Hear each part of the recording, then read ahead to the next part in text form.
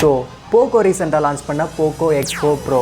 X சீரீஸில் இதுக்கு முன்னாடி வந்து X3 அண்ட் X3 Pro வந்து ஓரளவுக்கு ஒரு வேல்யூ ஃபார் மணி ஃபோனாக இருந்துச்சு. ஸோ இந்த ஃபோன் வேல்யூ ஃபார் மணியான்னு கேட்டிங்கன்னா கொஞ்சம் டவுட்டு தான். வீடியோக்குள்ளாடி டீட்டெயிலாக சொல்கிறேன்.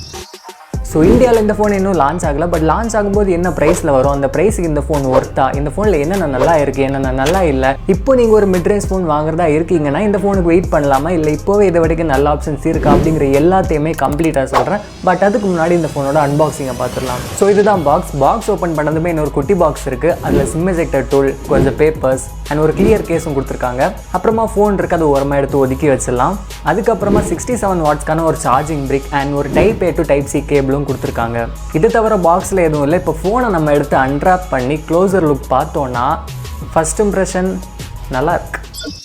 ஸோ ஃபர்ஸ்ட் இந்த ஃபோனோட பாசிட்டிவ்ஸ்லேருந்து ஆரம்பிக்கலாம். டிசைன் அண்ட் பில்ட் பற்றி கொஞ்சம் பேசுவோம்.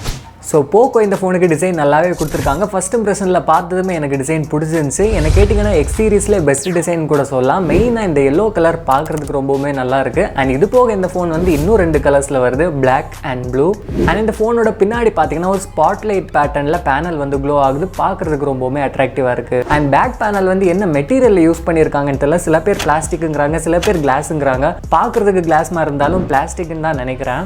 அண்ட் கேமரா மாடியூல் பார்த்தீங்கன்னா கொஞ்சம் ப்ரொட்ரூட் ஆகி தான் வருது. அண்ட் அதுலேயுமே அந்த மெயின் கேமரா வந்து இன்னும் ப்ரொட்ரூட் ஆகி வருது. இதனால இந்த ஃபோனில் வாப்ளிங் இஷ்யூஸ் இருக்குது. அண்ட் ஃபோனோட ஃப்ரண்ட்டில் பார்த்தீங்கன்னா கொரில்லா கிளாஸ் 5 ப்ரொடெக்ஷன் கொடுத்துருக்காங்க. அண்ட் ஃபோனோட சைட் ஃப்ரேம் பார்த்தீங்கன்னா பிளாஸ்டிக்கில் தான் மேக் பண்ணியிருக்காங்க. மேலே கீழே என்னென்ன கொடுக்கணுமோ எல்லாமே கொடுத்துருக்காங்க, எதையுமே மிஸ் பண்ணல. அண்ட் சிம் ட்ரே பார்த்தீங்கன்னா ஹைப்ரிட் சிம் ட்ரே தான் கொடுத்துருக்காங்க. அண்ட் சைடில் பட்டன்ஸோட பிளேஸ்மெண்ட்டுமே கரெக்டாக கொடுத்துருக்காங்க, ரீச் பண்ணுறதுக்கு கம்ஃபர்டபுளாக இருக்குது. And side mounted fingerprint ஸ்கேனருமே ஓரளவுக்கு ஃபாஸ்ட்டாக தான் இருக்குது. அண்ட் இந்த ஃபோனில் இருக்கிற ஸ்டீரியோ ஸ்பீக்கர்ஸ் லவுடாக இருக்குது. பட் குவாலிட்டி வைஸ் வேறு லெவலில் இருக்குன்னு சொல்ல முடியாது, டீசெண்டாக இருக்குது. ஆடியோ சாம்பிள் எப்படி இருக்குன்னு காமிக்கிறேன், நீங்களே கேளுங்க.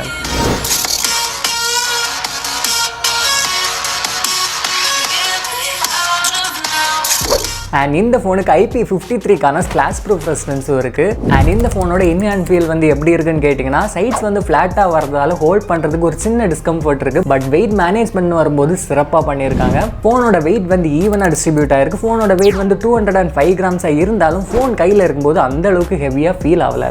ஓவராலாக design and build quality wise நல்லா பண்ணியிருக்காங்க.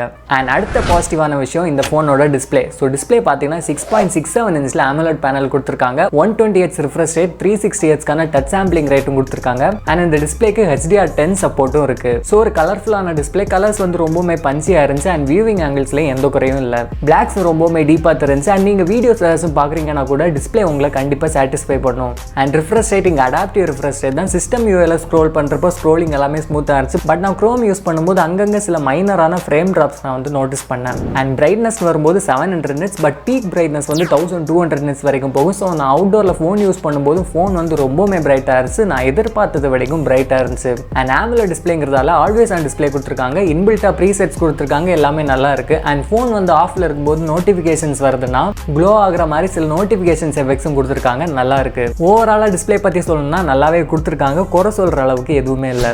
அண்ட் கனெக்டிவிட்டின்னு வரும்போது இந்த ஃபோனில் 5G சப்போர்ட் இருக்குது. அண்ட் மொத்தமாக 12 5G பேண்ட்ஸ் கொடுத்துருக்காங்க, இதுவுமே ஒரு ப்ளஸ்ஸு. அண்ட் இங்கே நான் இதை சொல்லி ஆகணும், இப்போ இருக்கிற மிட்ரேஞ்ச் ஸ்மார்ட் ஃபோன் மேக்கர்ஸ் வந்து ஃபோனோட பெர்ஃபார்மன்ஸில் எந்த இம்ப்ரூவ்மெண்ட்ஸும் கொடுக்காம வெறும் நம்பர்ஸ் வந்து அதிகமாக கொடுக்கணும் தான் கான்சென்ட்ரேட் பண்ணுறாங்க. இதுக்கு ஒரு பெஸ்ட்டான எக்ஸாம்பிள் இந்த ஃபோன். ஸோ இந்த போஸ்டர் பார்த்தீங்கன்னா POCO அஃபிஷியலி ரிலீஸ் பண்ண போஸ்டர். இங்கே இருக்கிற பெரிய நம்பர்ஸ் எல்லாத்தையும் மெயினாக ஹைலைட் பண்ணியிருக்காங்க. பட் ப்ராசர் நீங்கள் பார்த்தீங்கன்னா Snapdragon 5G சிப். பட் என்ன சிப்புங்கிறது எங்கேயோ ஒரு மூலையில் மென்ஷன் பண்ணியிருக்காங்க.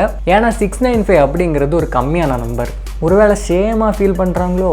ஸோ இந்த ஃபோனை பொறுத்த வரைக்கும் பெரிய நம்பர்ஸும் சரி சின்ன நம்பர்ஸும் சரி இந்த ஃபோனுக்கு நெகட்டிவ்ஸாக தான் அமைஞ்சிருக்கு. டீட்டெயிலாக சொல்கிறேன். ஸோ ஃபர்ஸ்ட் இந்த ஃபோனோட ப்ராசர் பற்றி பேசுவோம். ஸோ இந்த ஃபோனில் Snapdragon 695 அப்படிங்கிற ஒரு 5G சிப் கொடுத்துருக்காங்க. இதை வந்து POCO X3 Proவோட Snapdragon 860 கூடயோ இல்லை இந்த சிப்புக்கு காம்படிட்டிவாக இருக்கிற Dimensity 920 கூட கம்பேர் பண்ணிங்கன்னா CPU performance and GPU performance இன்னும் கம்மியாக தான் கிடைக்கும். So that means POCO X3 Pro கூட கம்பேர் பண்ணுறப்போ இது வந்து ஒரு டவுன் கிரேட் தான். POCO X3 Proவில் உங்களுக்கு பெட்டரான கேமிங் எக்ஸ்பீரியன்ஸ் கிடைச்சதுனால இங்கேயுமே அதே எக்ஸ்பீரியன்ஸ் கிடைக்கும்னு சொல்ல முடியாது, இன்னும் கம்மியாக தான் கிடைக்கும். பட் நீங்கள் ஒரு நார்மலான கேமர்னா ஓகே, ஃப்ரீ கொண்டாதான் தான் கேம்ஸ் விளையாடுவீங்கன்னா ஓகேவாக இருக்கும். அண்ட் நானும் இந்த ஃபோனை டெஸ்ட் பண்ணுறதுக்காக 35 மினிட்ஸ் பக்கம் கேம் விளையாண்டேன். அண்ட் நான் கேம்ஸ் விளையாடும்போது லேக்ஸ் வந்து இருந்துச்சு. ஸோ கேமிங்காக தான் நான் ஒரு ஃபோன் வாங்குறேன்னு சொல்கிறவங்களுக்கு உங்களுக்கான ஃபோன் இது இல்லை. அண்ட் ஆல்சோ ஹீட்டிங் இஷ்யூஸ் இருந்துச்சான்னு கேட்டிங்கன்னா நான் 35 மினிட்ஸ் பக்கம் கேம் விளையாண்டும் அந்த அளவுக்கு ஃபோன் வந்து ஹீட் ஆகலை. ஃபோன் வந்து லைட்டாக தான் வாமாச்சு, அன்பியரபிள்னு சொல்கிற அளவுக்கு ஃபோன் வந்து ஹீட் ஆகலை. அண்ட் ஆல்சோ ஆப் லான்ச்சிங்னு வரும்போது ஆப்ஸ் வந்து ஓப்பன் ஆகிறதுக்கு கொஞ்சம் கொஞ்சம் டிலே ஆகுது. அண்ட் ஓப்பன் ஆகும்போது அந்த அனிமேஷன்ஸ்லேயும் ஃப்ரேம் ட்ராப்ஸ் இஷ்யூ இருக்குது. சாஃப்ட்வேர் அப்டேட் கொடுத்து சரி பண்ணால் நல்லாயிருக்கும். மற்றபடி ஃபோனோட டெய்லி யூசேஜ்னு வரும்போது ஃபோன் வந்து ஃபைனாக தான் இருக்குது. அண்ட் இந்த சிப்செட்டில் இருக்கிற ஒரு மேஜர் பாசிட்டிவ் என்னென்னு பார்த்தீங்கன்னா பேட்டரி லைஃப். ஸோ இந்த ஃபோனில் 5000 mAh ஒரு பேட்டரி கொடுத்துருக்காங்க. போக்கோ X3 Pro கம்பேர் பண்ணும்போது இங்கே வந்து 150 mAh கம்மியாக இருந்தாலும் பேட்டரி ஸ்டாண்ட் பை டைம்னு வரும்போது போக்கோ X3 Pro விடைக்கு நமக்கு இங்கே அதிகமாகவே கிடைக்கும். இதுக்கு ரீசன் என்னென்னு பார்த்தீங்கன்னா பேட்டரி ஆப்டிமைசேஷன். இந்த Snapdragon 695 சிப் வந்து பேட்டரியை நல்லாவே ஆப்டிமைஸ் பண்ணுது. நான் யூஸ் பண்ண வரைக்கும் என்னோட டெய்லி யூசேஜ்க்கு இந்த ஃபோன் வந்து கம்ஃபர்டபுளாக 1 டேக்கு மேலே ஸ்டாண்ட் பை டைம் கொடுத்துச்சு. அண்ட் என்னதான் நீங்கள் இந்த ஃபோனை ஹெவியாக யூஸ் பண்ணாலுமே 1 டேக்கான பேட்டரி ஸ்டாண்ட் பை டைம் கண்டிப்பாக உங்களுக்கு கிடைக்கும். அண்ட் சார்ஜிங் வரும்போது இந்த ஃபோனில் 67 வாட்ஸ்க்கான ஃபாஸ்ட் சார்ஜிங் சப்போர்ட்டும் இருக்குது. என் டெஸ்ட்டில் இந்த ஃபோன் வந்து ஃபுல் சார்ஜ் ஆக 50 minutes ஆச்சு. அண்ட் அப்படியே சாஃப்ட்வேர் சைடு வந்தோன்னா MIUI 13 Android 11 பேஸ் பண்ணி ரன் ஆகுது. 2022 இருக்கும். At least out of the box Android 12 கொடுத்துருக்கலாம். மற்றபடி போக்கோட MIUI எப்படி இருக்குமோ அதே மாதிரி தான் இருக்குது. ப்ரீ இன்ஸ்டால்டாக எக்கச்சக்கமான ஆப்ஸ் இருக்குது. அண்ட் அப்படியே ஸ்டோரேஜ் பக்கம் வந்தோன்னா போக்கோ X3 Proவில் கூட UFS 3.1 ஸ்டோரேஜ் கொடுத்தாங்க. பட் இந்த ஃபோனில் UFS 2.2 ஸ்டோரேஜ் கொடுத்துருக்காங்க. ஏன்னா அவ்வளோதான் கொடுக்க முடியும். ஏன்னா இந்த Snapdragon 695 சிப் வந்து மேக்ஸிமம் UFS 2.2 ஸ்டோரேஜ் தான் சப்போர்ட் பண்ணும். ஸோ இந்த ஃபோனோட அடுத்த பெரிய நெகட்டிவ் கேமரா. ஸோ இந்த ஃபோனோட கேமரா பார்த்தீங்கன்னா மெயின் கேமரா வந்து 108 MP கொடுத்துருக்காங்க. f1.9 அப்பச்சரில் லென்ஸ் கொடுத்துருக்காங்க. அண்ட் அடுத்ததாக ஒரு ultra wide camera 8 MP f2.2 அப்பச்சரில் லென்ஸ் கொடுத்துருக்காங்க. அண்ட் மூணாவது 2 MP ஒரு macro camera. And front camera பார்த்தீங்கன்னா 16 MP செல்ஃபி கேமரா கொடுத்துருக்காங்க. ஸோ இந்த ஃபோனில் நான் இப்போ லைவாக கேப்சர் பண்ணுற ஃபோட்டோட அவுட்புட் எந்த மாதிரி சேவ் ஆயிருக்குன்னு காமிக்கிறேன் பாருங்க. ஆக்சுவலாக அந்த ஃபோட்டோவில் என்ன இருக்குன்னே தெரில. கலர்ஸ் வந்து டல்லாக இருக்குது. டைனாமிக் ரேஞ்ச் அந்த அளவுக்கு இல்லை. அண்ட் ஃபோட்டோவில் டீட்டெயில்ஸ் வந்து சுத்தமாக இல்லை. ஜூம் பண்ணி பார்த்தீங்கன்னா ரொம்பவுமே கிரெயினியாக இருக்குது, நாய்ஸியாக இருக்குது. அண்ட் இந்த ஃபோட்டோஸ் எல்லாமே 12 MP தான் டிஃபால்ட்டாக கேப்சர் ஆகும். எனக்கு ஓரளவுக்கு டீசெண்டாக கேப்சரான ஒரே ஃபோட்டோ இது மட்டும் தான். இங்கே கலர்ஸ் வந்து ஓரளவுக்கு ஓகேவாக இருக்குது. பட் இங்கேயுமே நம்ம ஜூம் பண்ணி பார்த்தோன்னா ரொம்பவுமே கிரெயினியாக இருக்குது. அண்ட் அடுத்ததாக இவங்க ஹைப் கொடுத்து அந்த 108 MP எப்படி இருக்குன்னு பார்ப்போம். ஸோ இங்கே டெஃபினேஷன் அந்த அளவுக்கு ஹைலைட்டாக தெரிய மாட்டேங்குது. பட் நம்ம ஃபோட்டோவை ஜூம் பண்ணி பார்த்தோன்னா ஓரளவுக்கு ஃபோட்டோ டீட்டெயில்டாக இருக்குது. பட் இங்கேயுமே மைனரான கிரெயின்ஸ் இருக்குது. பட் ஓவராலாக 108 MP கேப்சரான ஒரு ஃபோட்டோன்னு கண்டிப்பாக சொல்ல முடியாது. ஒரு 12 MP சொல்லிக்கலாம். அண்ட் போர்ட்ரேட் ஃபோட்டோஸ்னு வரும்போது கலர்ஸ் இங்கே ஓரளவுக்கு பஞ்சாக இருக்குது. பட் ஃபோட்டோ நீங்கள் பார்த்தீங்கன்னா ஒரு கூல் டோனில் கேப்சர் ஆகுது. அண்ட் பொக்கே எஃபெக்ட் பார்த்தீங்கன்னாலும் அவ்வளோ பர்ஃபெக்டாக கேப்சர் ஆகலை. அண்ட் நைட் மோடில் ஷூட் பண்ண ஃபோட்டோஸ் ஆவரேஜாக இருக்குது. அண்ட் வீடியோன்னு வரும்போது ரியர் கேமராவில் 1080p வீடியோஸ் 30 FPS தான் சேவ் ஆக முடியும். ஸோ வீடியோ குவாலிட்டி பார்க்கும்போதே உங்களுக்கு எந்த அளவுக்கு அல்டிமேட்டாக இருக்குங்கிறது உங்களுக்கு தெரிஞ்சிருக்கும். சொல்கிறதுக்கு எதுவும் இல்லைங்க. 1080p ரெசல்யூஷனுங்கிறது கொஞ்சம் கம்மி தான். பட் இந்த 695 சிப்பால் அவ்வளோதான் ப்ரொடியூஸ் பண்ண முடியும். அண்ட் ஃப்ரண்ட் கேமில் வரும்போது ஃபோட்டோவில் கலர்ஸ் வந்து கொஞ்சம் டல்லாக இருக்குது. பட் ரியர் கேம் வரைக்கும் கொஞ்சம் டீட்டெயில்டாக இருக்குது. போர்ட்ரேட் ஃபோட்டோஸ் பரவாயில்லாமல் இருக்குது. பட் இங்கேயுமே கலர்ஸ் வந்து டல்லாக தான் இருக்குது. அண்ட் ஃப்ரண்ட் கேமரா வீடியோஸ் பற்றி சொல்லவே வேணாம், அல்டிமேட்டாக இருக்குது. நீங்களே பாருங்கள். So front camera video quality நீங்கள் பார்க்கும்போதே தெரியும். கலர்ஸ் வந்து ஓரளவுக்கு டல்லாக தெரியுது. ஆடியோ குவாலிட்டி எப்படி இருக்குன்னு கேளுங்க. வீடியோ குவாலிட்டி எனக்கு அந்த அளவுக்கு ஓகேவா படலை. ஸோ என்னை பொறுத்த வரைக்கும் Snapdragon 695 சிப் வந்து ஃபோட்டோஸ் இன்னுமே பெட்டராக ப்ராசஸ் பண்ணணும். இது வந்து ஃபுல் அண்ட் ஃபுல் போகோட மிஸ்டேக் தான். அவங்க வந்து இன்னுமே பெட்டரான ஆப்டிமைசேஷன் கொடுத்துருக்கலாம். ஸோ இவங்க வந்து கடமைக்குன்னு ஒரு ஃபோன் எடுத்தோமா, அதிகமான நம்பர்ஸில் இருக்கிற ஸ்பெக்ஸை போட்டோமா வித்தோமான்னு இருக்காங்க.